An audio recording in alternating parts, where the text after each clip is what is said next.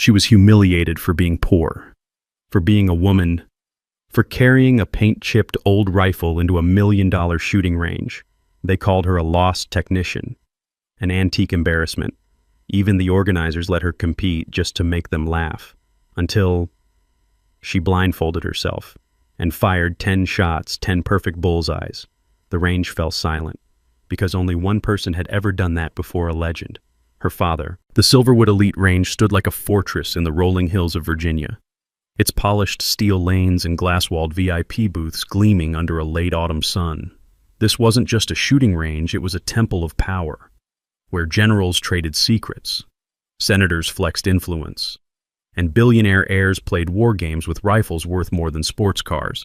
The air smelled of cordite and old money, the kind that bought custom bullets at $200 a pop and scoreboards precise to the millimeter. The Silverwood Heritage Cup, a secretive annual competition, was the pinnacle of this world, open only to the military elite, political insiders, and their chosen prodigies. This year, the 2025 Cup drew a crowd of tailored suits and tactical vests, their eyes locked on the firing lanes, their whispers sharp with judgment. Among the competitors was Zane Whitlock, 34, the reigning champion and son of Colonel Ryder Whitlock, a Pentagon heavyweight, but a new name on the reserve list raised eyebrows. Calla Reed, 29, no credentials, no invitation, a nobody who'd somehow slipped through the cracks. Calla stepped onto the range, her silver-gray hoodie faded, her jeans worn thin at the knees, her canvas shoes scuffed and logoless. Her dark hair fell loosely over her shoulders, framing a face that was strikingly beautiful, high cheekbones, full lips, hazel eyes that held a quiet intensity, but her understated presence screamed outsider. She carried a battered Smith & Wesson rifle, its black paint chipped to reveal raw steel, its stock scarred from decades of use. A singed burlap wrap covered her hands, hiding faint burn scars. In her other hand was a dented tin ammo box, its rounds outdated, the kind no one at Silverwood would touch. The crowd stopped, not in awe, but in shock, their whispers cutting like knives.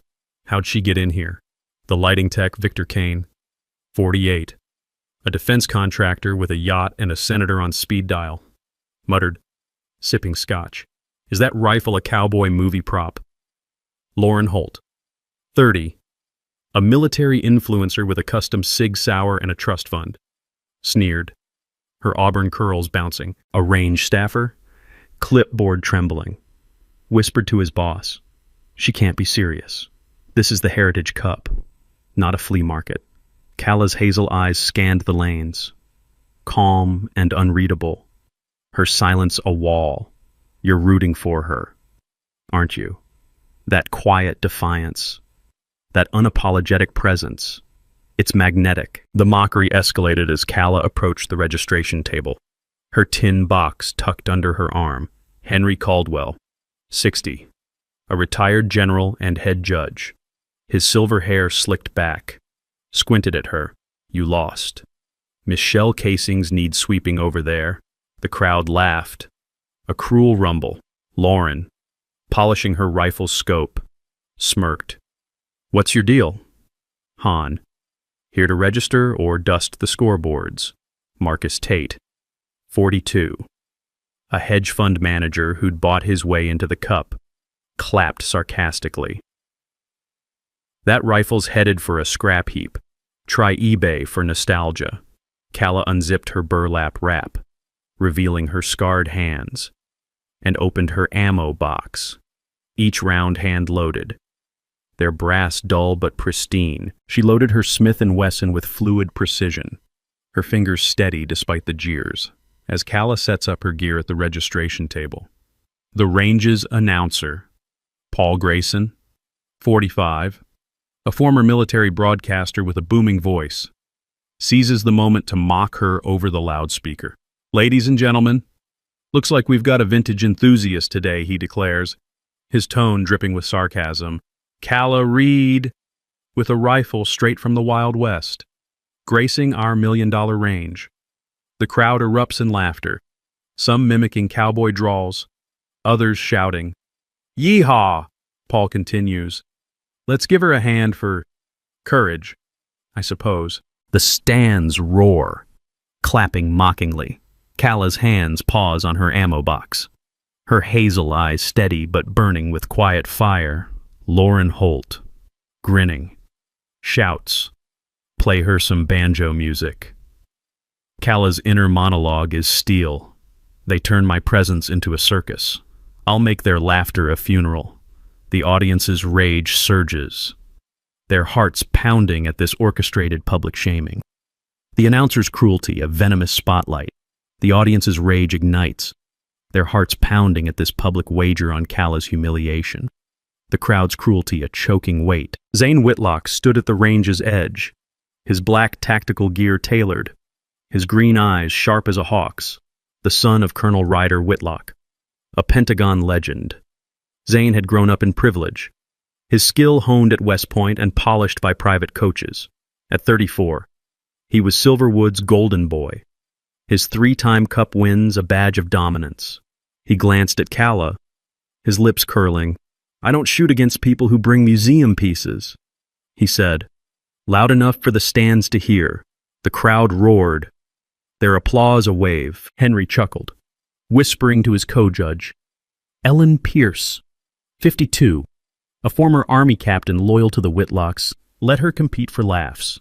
She'll face Zane. It'll be a circus. Before her turn, Calla faced an equipment check overseen by Henry and Ellen. Ellen, prompted by Henry's nod, inspected Calla's rifle with disdain, muttering, this junk's a safety risk. Probably jams. She accidentally knocked Calla's ammo box, scattering rounds into the dirt. Lauren called out, careful. Don't break the antique, Henry smirked, denying Calla time to recover. Rules are rules. Keep moving. Calla knelt, salvaging her ammo, her jeans streaked, her inner monologue ice. They think sabotage will stop me. They'll learn I'm unbreakable. Before the competition, during a mandatory briefing for shooters, the other competitors, led by Lauren Holt, deliberately isolate Calla. As Henry Caldwell outlines the rules, Lauren and a group of elite shooters, men and women in custom gear, form a tight circle, turning their backs on Calla, who stands alone at the room's edge. Lauren whispers loudly, don't let the antique girl near us. Her rifle might fall apart and jinx our shots. As the group laughs, some pretending to dust off their gear as if Calla's presence taints it. Marcus Tate adds, she's probably here to steal our ammo for scrap. A young shooter, egged on, tosses a mock entry pass at Calla's feet, labeled janitor's guest. Calla picks it up silently, her jeans streaked from earlier sabotage, her inner monologue resolute. They push me out to break me. They'll beg to stand in my shadow. The audience's fury boils, their hearts breaking at this calculated exclusion. The competitor's pettiness a searing wound. The audience's fury boils, their hearts breaking at this deliberate cruelty. The official's pettiness a searing wound. Calla nodded once, her hazel eyes steady, her inner voice calm. Mock me now.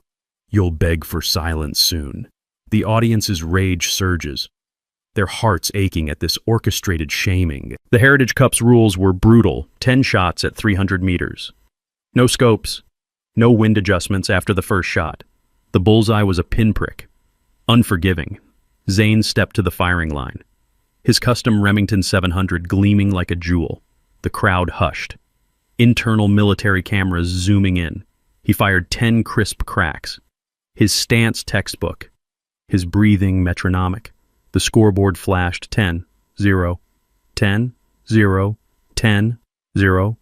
Perfect. The stands erupted. Chants of Whitlock, Whitlock echoing. Zane turned, his smirk aimed at Calla. Your turn? Antique girl. Or should we get you a tissue? Lauren clapped. Laughing, Marcus shouted, don't waste our time. Kid Victor raised his glass. Toasting Zane's reign, Calla walked to the line, her hoodie a rebellion, her chipped Smith & Wesson a challenge. She said nothing, her silence a blade. The audience's rage peaks, their hearts breaking at this public crucifixion, their fury a gathering storm. The night before, at a pre-cup reception in Silverwood's oak-paneled lounge, the crowd had sipped cocktails, their chatter turning to Nathaniel Reed, the sniper legend who'd vanished 25 years ago after a covert op. Lauren, glass in hand, sneered to a group. If Nathaniel Reed saw this girl with his rifle, he'd disown the sport. Marcus chuckled, adding, "She's some poser clinging to his name." Henry, overhearing, joined in. Reed was a titan. "This kid's a disgrace to his shadow." The laughter spread, guests toasting true snipers. Calla, nearby, adjusting her gear in a corner, heard every word, her fingers tightening on her rifle's strap. At the pre-cup reception, after mocking Nathaniel Reed, the crowd's cruelty turns personal, targeting Calla's appearance. Victor Kane, swirling his scotch, leans toward a group of VIPs and sneers. "Look at her hoodie and jeans like she's homeless. Bet she hasn't seen a mirror in years." Lauren, sipping champagne, laughs. She's trying to be rugged, but it's just pathetic. No wonder she's alone. A senator's aide, overhearing, adds, "Her face might be pretty, but that get-up screams charity case." The laughter spreads, glasses clinking as they toast Silverwood's standards.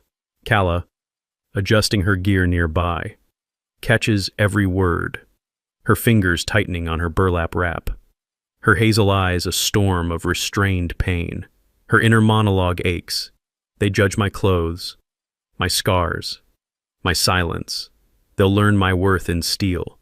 The audience's blood boils, their hearts raging at this vicious attack on Calla's dignity. The crowd's elitism, a toxic fog. Her hazel eyes were a storm, her inner monologue aching. "They spit on my father to bury me. They'll choke on their toasts." The audience's blood boils, their hearts raging at this desecration of Calla's heritage. The crowd's arrogance, a toxic cloud. Calla set her rifle on the firing bench, her movements deliberate, almost sacred. She kicked off her canvas shoes, standing barefoot on the concrete, her toes curling into the cool surface, grounding her. From her pocket, she pulled a black bandana, its edges frayed. The crowd's murmurs died, replaced by stunned silence. She tied it over her eyes, the knot tight. Her world now darkness. The laughter exploded. "She's joking with real weapons," Victor jeered, his scotch sloshing. Lauren snorted. "What's next? A magic trick?" Zane leaned against a post, laughing. "Don't shoot the judges, please." As Calla adjusted her bandana, the crowd, egged on by Marcus and Lauren, chanted "Scrap girl, scrap girl." Their voices echoed, some stomping their feet for effect. Marcus, holding a sign reading "Junkyard Queen," grins, shouting, "Back to the dump, scrap girl, Henry Caldwell." Instead of intervening, smirks, whispering to Ellen Pierce, "Let them vent, it's harmless." A group of young shooters wave mock scrap metal coupons, tossing them toward Calla's bench. Lauren laughs. Maybe she can trade her rifle for a broom Zane Whitlock watches, his amusement fueling the crowd. Calla adjusts her bandana, her hands steady despite the cacophony, her inner monologue unyielding. "Their words are noise. My shots will be thunder." The audience's rage explodes, their hearts shattering at this mob-like degradation. The crowd's malice a suffocating trap. Right before Calla's turn, Henry Caldwell, seizing the microphone, publicly dismisses her to the crowd, amplifying their cruelty. "Now, folks, we've got Calla Reed," he says, his voice laced with condescension. "She's here with, well, let's call it a rifle. For charity's sake. Don't expect much. But let's humor her." The crowd roars with laughter, some shouting, "Charity case." Victor Kane yells, "Give her a participation ribbon." Ellen Pierce, standing nearby, adds, "Maybe she'll hit the ground." at least. The scoreboard operators snicker, zooming cameras on Kala's chipped rifle for laughs. Kala stands barefoot, her bandana in hand, her hazel eyes steady but burning with silent resolve. Her inner monologue is iron. They mock me to feel big. I'll make them feel small. The audience's fury peaks, their hearts pounding at this official humiliation. The judge's arrogance a crushing blow. Kala's fingers traced her rifle's scars. Her inner monologue a whisper. This is my range now. You're on edge, aren't you? That bold move, that blindfold, it's a spark in the dark. The range fell silent. The autumn breeze the only sound. Rustling the wind flags, Kala breathed, her chest rising, her ears attuned to the air's pulse, the creak of a distant gate, the hum of the scoreboard. She fired. The crack split the air, sharp and final. Like a whip in a quiet room, the scoreboard flashed 10-0. Bullseye. Dead center. The crowd's laughter choked, their faces frozen, their sunglasses slipping. Shot 2, same rhythm, same precision. Her body, a statue. 10-0. Experts leaned forward, their breaths held. Shot 3, no adjustments. Her stance unyielding. 10-0. George Ramsey. Age 65. A retired colonel with a weathered face. Muttered, "That's 0 visual delay. Only Nathaniel Reed ever pulled it off." After Kala's 4th bullseye, the crowd's earlier jeers dissolve into a stunned silence, their faces pale, their mockery exposed as folly. The scoreboard's relentless 10-0 flashes, each shot a dagger to their pride. Victor Kane, his Scotch glass forgotten, stares, muttering, This isn't possible." Lauren Holt, her auburn curls limp, grips her rifle. Her inner monologue spiraling. I called her a joke. She's rewriting the game. Spectators exchange uneasy glances, their betting whiteboards now a source of shame. A young shooter drops his junkyard queen sign, his bravado gone. Kala's inner monologue is serene. Their silence is my victory. I'm just beginning. The audience's satisfaction surges, their hearts racing as the crowd's arrogance crumbles. Kala's precision a radiant rebuke. After her 5th bullseye, the judge's booth erupted in chaos. Henry, his silver hair disheveled, rewatched the footage, muttering, "The system's glitching." Ellen, her clipboard forgotten, stared at the scoreboard. Pale, a younger judge, Tom Carver, 38, pulled up Reed's archived videos, his voice shaking. It's identical. The rhythm, the grip, she's his daughter. The crowd overheard, their whispers turning to gasps. Henry slammed his fist, his authority crumbling. We misjudged her. Kala's inner monologue was calm. They doubted me. Now they're rewriting their own game. The audience cheers, their satisfaction surging as the judge's arrogance collapses. Kala's skill rewriting their rules. Shots 4 through 7, 10-0-0, 10-0, 10-0, 10-0. Each shot was a metronome, a surgical strike against their pride. Lauren's smirk vanished, her eyes wet, her hands trembling. Zane's jaw tightened, sweat beading, his inner monologue fracturing. She's impossible. She can't be. The audience's anticipation roars, their hearts pounding at this impossible mastery. Shot 8. Kala's breathing was a rhythm, her blindfold unwavering, her world a symphony of instinct. 10-0. The range was a graveyard, the crowd's jeers a ghost. Shot 9. The crack echoed, the scoreboard unyielding. 10-0. Marcus's phone slipped, clattering, his bravado ash. Shot 10. Kala's final shot rang out, clean, absolute, like a bell tolling their defeat. The scoreboard flashed 10-0 hours 10, 100, 0 so. She removed her bandana, her hazel eyes cold as steel. her beauty radiant under the sun. Her scars visible on her hands, marks of a hidden past.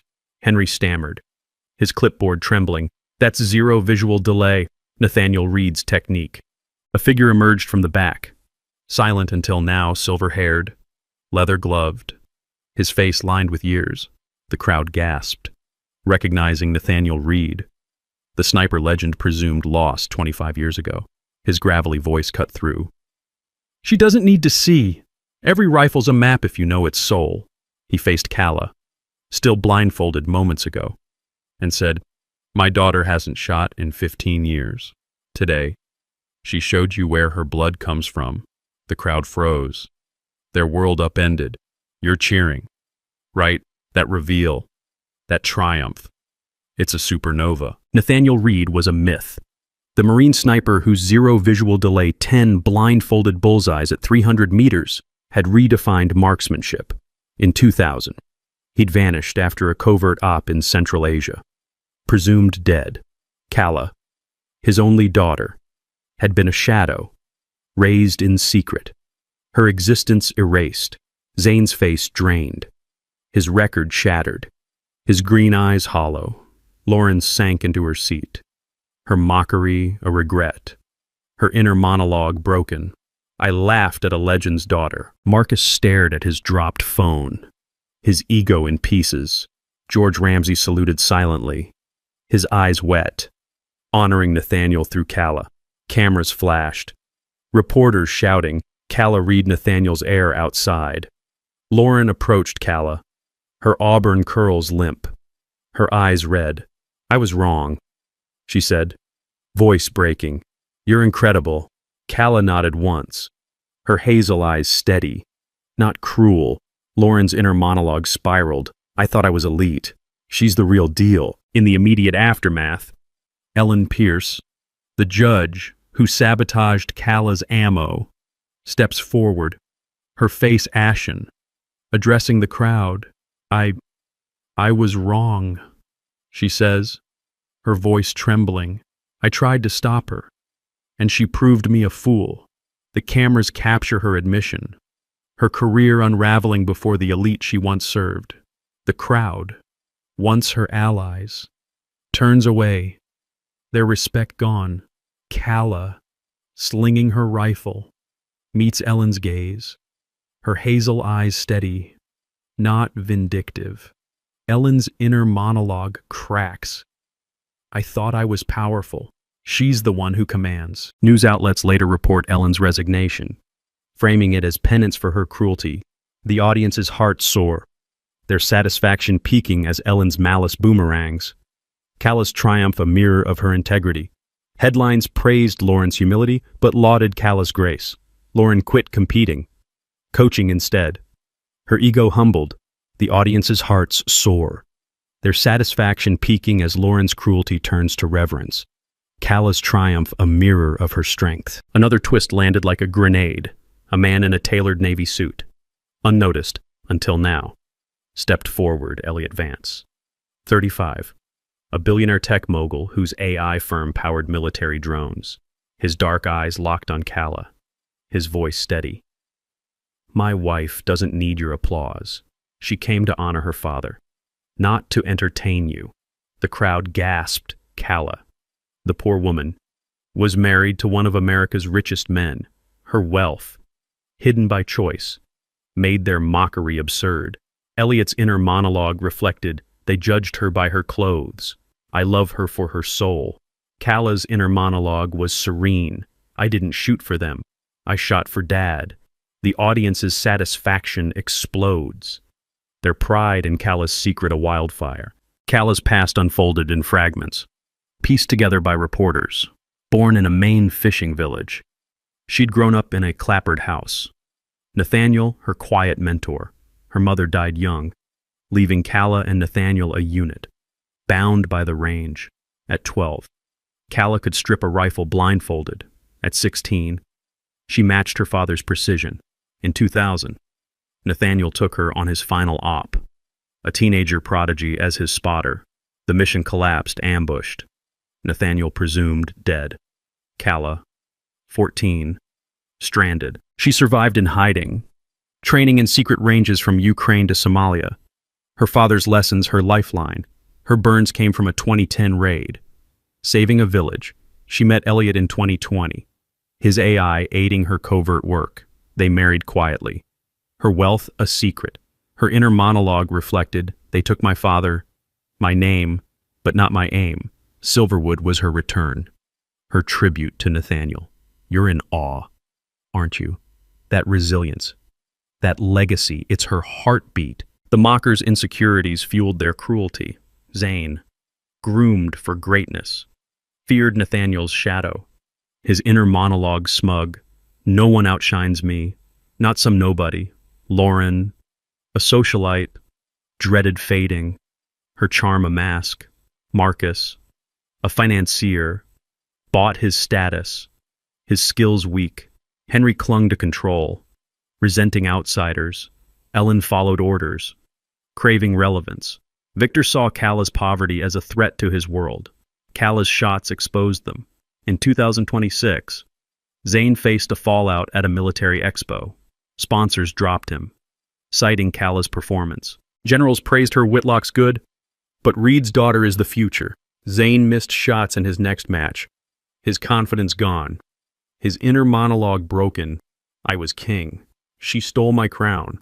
In 2026, Colonel Ryder Whitlock, Zane's father, publicly rebukes his son at a Pentagon briefing. A rare humiliation for the family.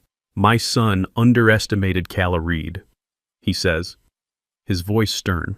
Her skill is what we should aspire to, not his arrogance. The military elite, once Zane's backers, nod, shifting their focus to Kala's zero visual delay. Zane, present, feels his father's disappointment like a physical blow. His inner monologue shattered. I was his pride. Now I'm his lesson. His career stalls. His name a footnote to Kala's legend. The audience roars, their satisfaction surging as Zane's legacy crumbles. Kala's mastery rewriting his family's honor. He took a teaching job. His legend dimmed. The audience roars, their satisfaction surging as Zane's arrogance crumbles. Kala's skill rewriting his story. Marcus tried auctioning his rifle collection to fund a range, but buyers, aware of his mockery, bid low, whispering. He bet against Reed's daughter. His venture collapsed. His wealth drained. His inner monologue was bitter. I thought I was untouchable. She broke me. News framed it as justice. His cruelty returned. The audience's satisfaction peaks, their hearts pounding as Marcus's greed boomerangs. Kala's impact undeniable. Henry rewrote the cup's rules, ensuring no one was dismissed. Ellen resigned. Her sabotage exposed. Victor lost contracts. His mockery, a liability. Months later, Victor Kane faces a brutal fallout at a D.C. gala for defense contractors. His peers, once allies, shun him, whispering about his mockery of Kala Reed. He called her homeless. A senator sneers, turning away. Victor's contracts dry up, his influence evaporating as clients cite his poor judgment at Silverwood. He tries to laugh it off, but his inner monologue is bitter. I thought I ruled this world. She tore it down. A trade journal exposes his role in Kala's humiliation, sealing his exile. Kala, unaware, continues her work, her legacy untouched. The audience's satisfaction explodes, their hearts pounding as Victor's elitism collapses. His downfall a testament to Kala's impact.